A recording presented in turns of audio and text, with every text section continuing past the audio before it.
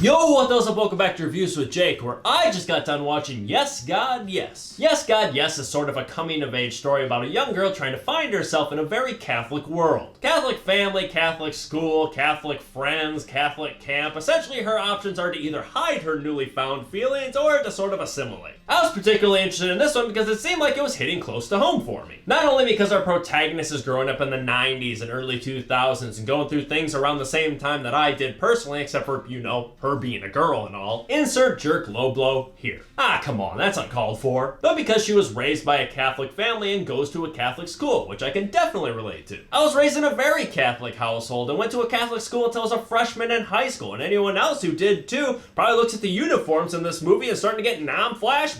It's a very different world. Granted, I didn't go there when nuns were hitting kids' hands with rulers or anything, but I definitely had my fair share of detentions because my shirt was untucked. Yeah, that was a thing. So at the end of the day, everyone sort of projects themselves into a coming-of-age movie while they watch it. It's inevitable. But being someone that was raised so close to Catholicism around the exact same time period, I was flying pretty close to the sun here, but I was buckled in, ready for a ride with sunblock in hand. So let's start there with the pros, because this movie was nostalgia overload for me. I already mentioned the Catholic school connection that I had with this movie, but the list does not end there. AOL Instant Messenger, the old-ass classic Macintoshes, those weird text-based games that people were into for some reason. Snake, a game that people should still be into today because it ruled. There was even a girl doing that thing with Elmer's glue where you rubbed it on your hand, waited for it to dry, and peeled it off. I completely forgot about that, but then when I saw it in the movie, I'm like, wait a minute.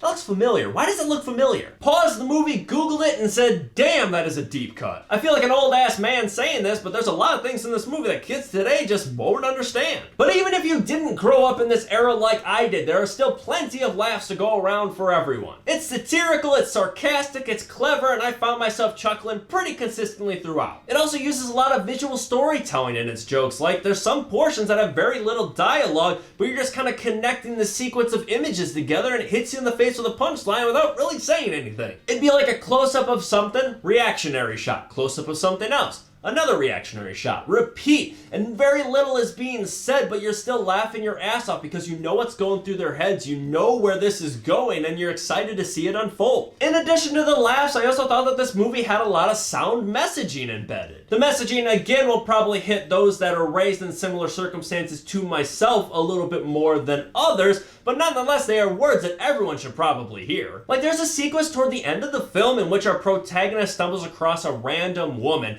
and engages in a very delightful conversation. I mean, it was very well written, heartwarming stuff. However, this conversation in the film felt like an isolated occurrence because most of the characters in this film do not feel real. All the characters in the film besides our protagonist just feel like caricatures, like artificial and simply products of the plot. It sort of had like a Truman Show vibe to it, which all the characters in this film just felt like they were there to guide our one single feasible human being and our protagonist through this world and through this plot. But these weren't actors, these are supposed to be real people. In this movie, there wasn't some guy in the sky orchestrating all the movements of the people below, except for, you know, God. This was definitely by design because, again, the movie was very satirical in the way that it sort of inflates everything beyond belief to make it easy to poke fun at, and it works in that regard. But I guess I just appreciate more authentic comedy with real people that I can actually buy into versus sort of puppets in a funny plot. The relationships in this film as a result are rather thin. Like, our protagonist has a father that she's allegedly very close to and a best friend who she's allegedly very close to, but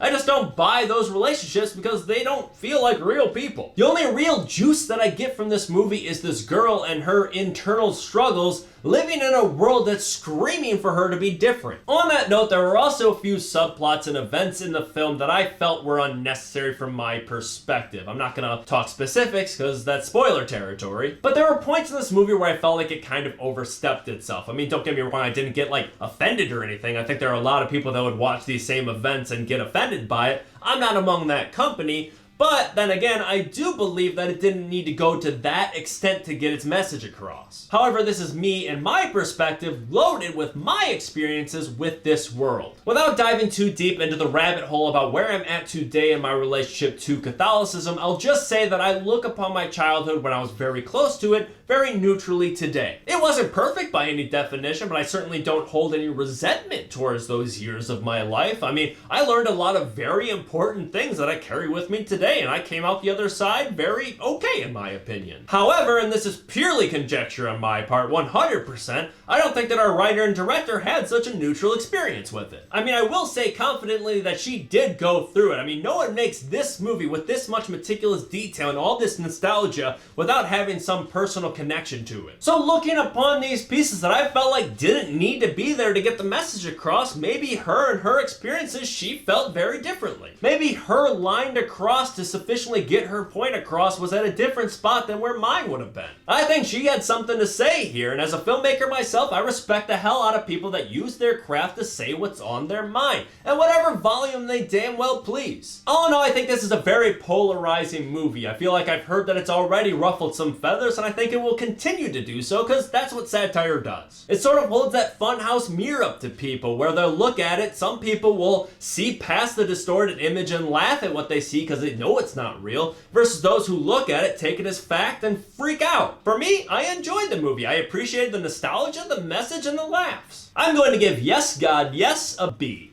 But that's just me. What do you guys think? Let me know if you agree or disagree in the comments below. And make sure to subscribe to this channel to stay up to date with new reviews coming real soon. Stay safe and thanks for checking in.